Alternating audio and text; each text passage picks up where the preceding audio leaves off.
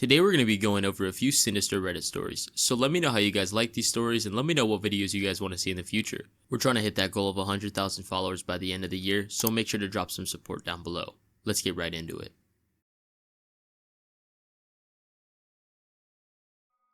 When I was a kid, we moved into a new house. My earliest memory was that my brother's room was always cold, but I never thought anything of it. When I got older, I moved into that room, but it wasn't cold anymore. I asked my mom why that room was so cold, and she told me that when we had first moved in, my sister took the room and had a lot of nightmares in there.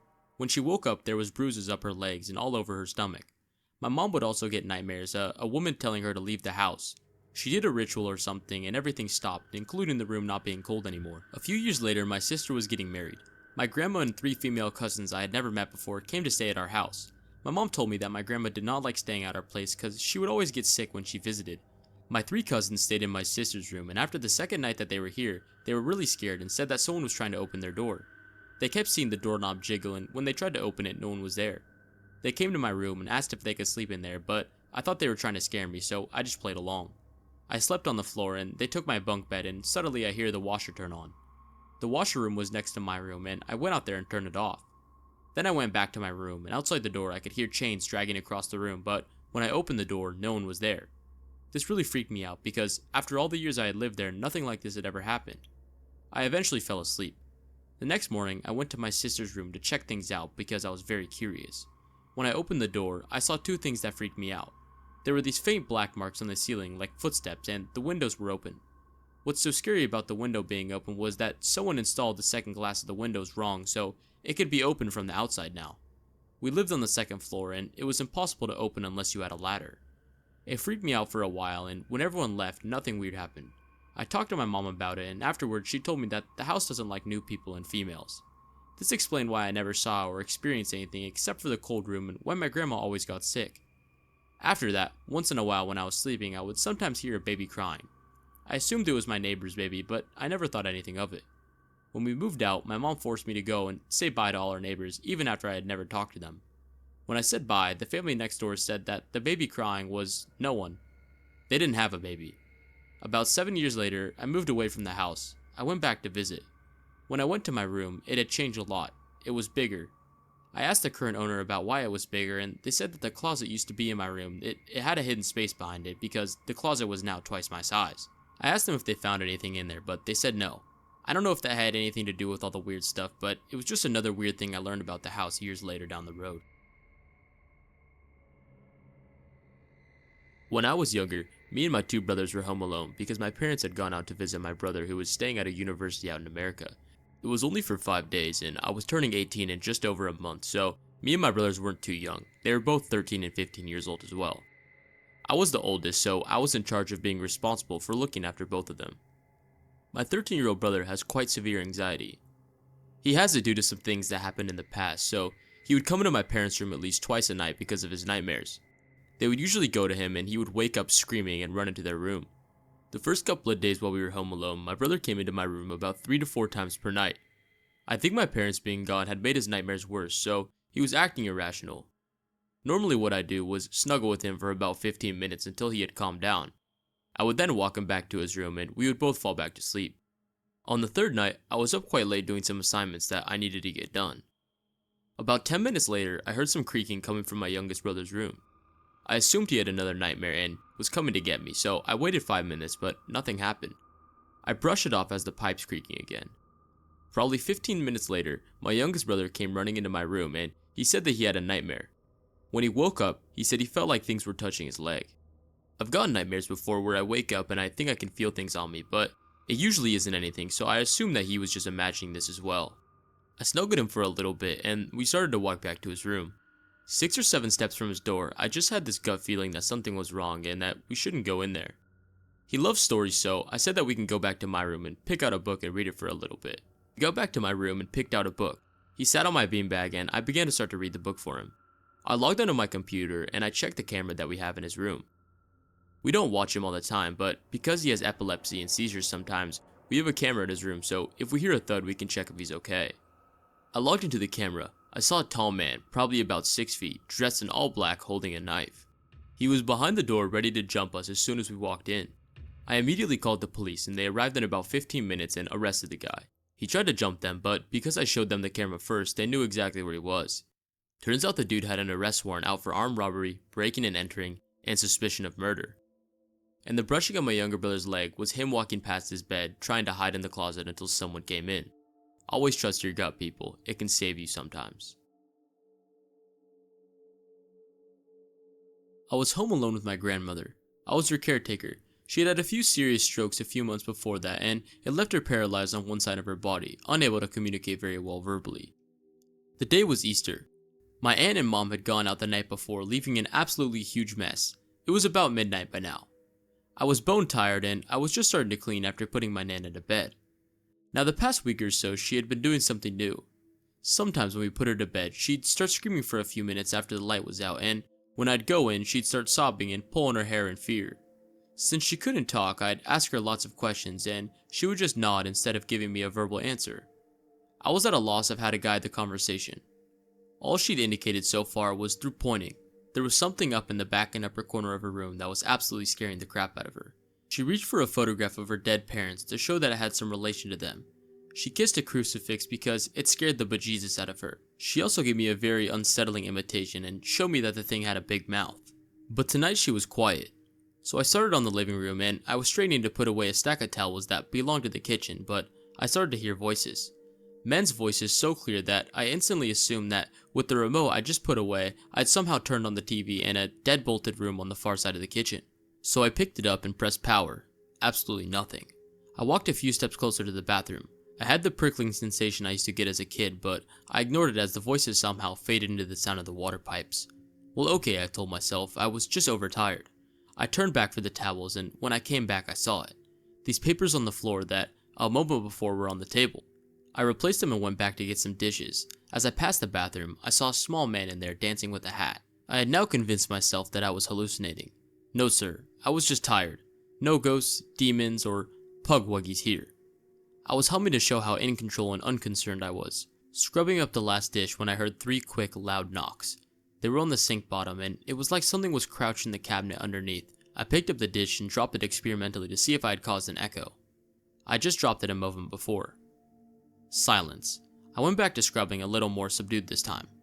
The cabinet door swung open deliberately, hitting my knees twice with a little pause between both times. Screw this dish. I dropped that thing and went back into the living room and repeated the Lord's Prayer until the prickly feeling left all of a sudden. My Nana's room was on the far side of the living room, and I did not want that thing anywhere near her. She never screamed again after that night.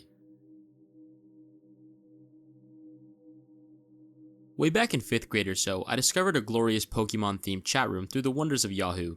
Within this chat room, there were maybe 15 regulars between the ages of 12 and 16 or so, and we had a great time role-playing various anime characters and storylines. Anyway, I got to know a few people from there well enough to chat with them on AIM or by phone, and a few of those friendships lasted a good 4 or 5 years. One of these guys was a little eccentric. He loved creature/monster models and stories and stuff like Godzilla, Spawn, whatever. He believed in things like chupacabras, which I thought was silly, but I didn't really care, and he lived out in the boonies in some midwestern state which seemed like Hickland to my young West Coast mind. After getting to know him pretty well and having a good 100 hours on the phone with him, he revealed to me his lovely story.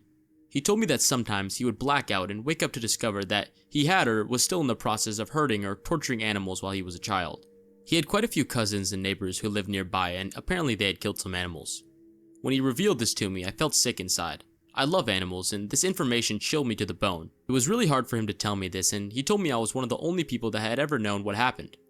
Then it got weirder. Someone in his family, or maybe a family friend, decided that he must be possessed by a demon and that they had to perform an exorcism. They did it at night in a dark room, lit by candles, and he was tied to the bed because they didn't know how the demon would react. He was choking up as they described this part. I could hear his voice quivering because he was so emotional and terrified at this part of the story. He described a pretty creepy process, but the worst part was the end. He said they had heard something hit the floor under the bed when the demon had left his body, and something scrambled across the floor out of the room into the darkness, leaving claw marks on the wood door. He was totally and completely serious about this, and he told me how it cured him and he didn't hurt things anymore. I, as sane as any person would do, hopped the hell out of that situation. I hope he's okay now, and it was a really traumatic story for me when I was growing up. I used to live in a pretty quiet suburban neighborhood. It was the kind of place where everyone knew each other and nothing bad really ever happened. That all changed one night. I had just moved into a small single-story house. It was my first time living alone and I enjoyed the peace and quiet. One evening while I was sitting in my living room watching TV, I noticed something odd.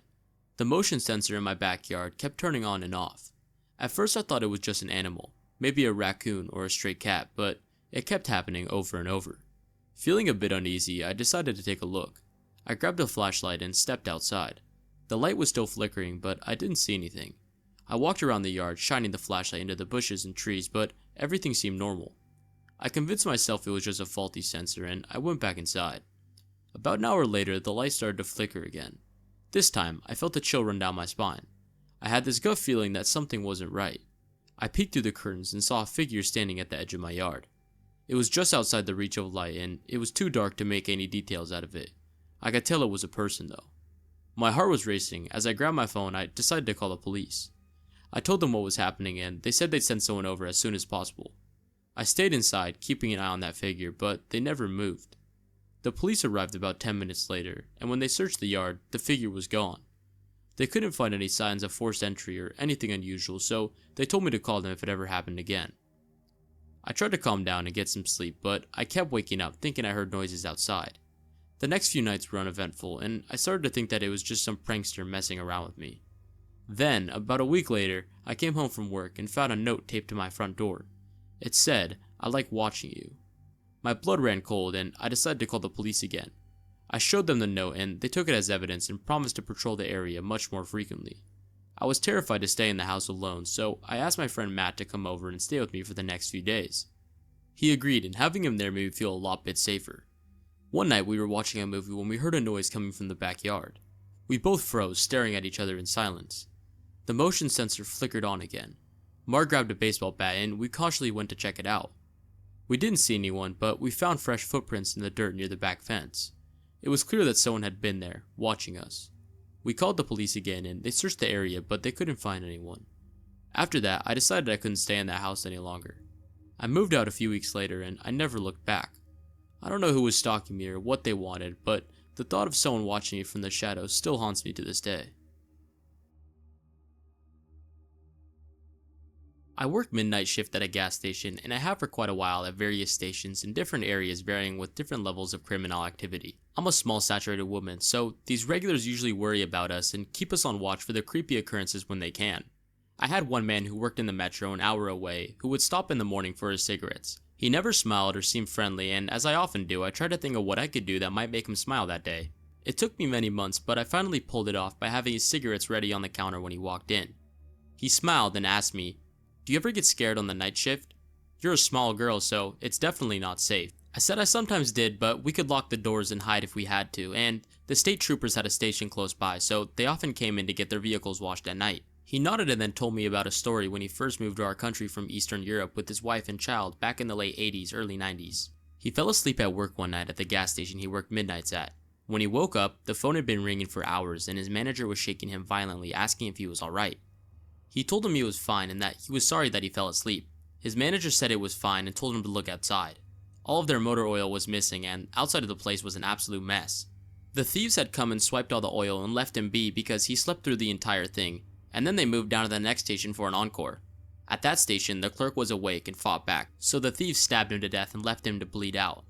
When he finished telling me the story, he concluded with, "If you ever feel sleepy, just lock the door and do it. It might save your life." I don't work at that station anymore, but I think about that guy all the time and wonder how his grandkids are. I always parked in a certain spot at my last job for the 12 years that I was there. It was accessible to the public, but they wanted us to park in the back so that customers could take the closer spots. One day my spot's taken by a dark tinted Cadillac and I'm immediately pissed because everyone knows it's mine. It's morning shift, so 4 AM, so it can't be one of the others because I know what they drive. I thought it was a newbie or maybe another employee from another shop in the plaza. It's still there on my lunch break, and when I come in the next day at 1 PM, it's still there. Something about it really bothered me. It smelled wrong. Literally, it's the South in high summer, so who knows what's baking in there. My dad was a Marine and a police officer. He said if you feel something is wrong, there probably is. I dialed a non-emergency contact police number. I felt like an idiot, but every time I walked by, it bugged me. I stuck there waiting for an hour before anyone showed up, and honestly, if I hadn't been off the next day, I probably would have said screw it. I waited mostly because I can be pretty petty. It's my spot after all. The police show up and they're really annoyed because they get so many complaints on why someone can't park there. They run the license plate though, and things start to get crazy.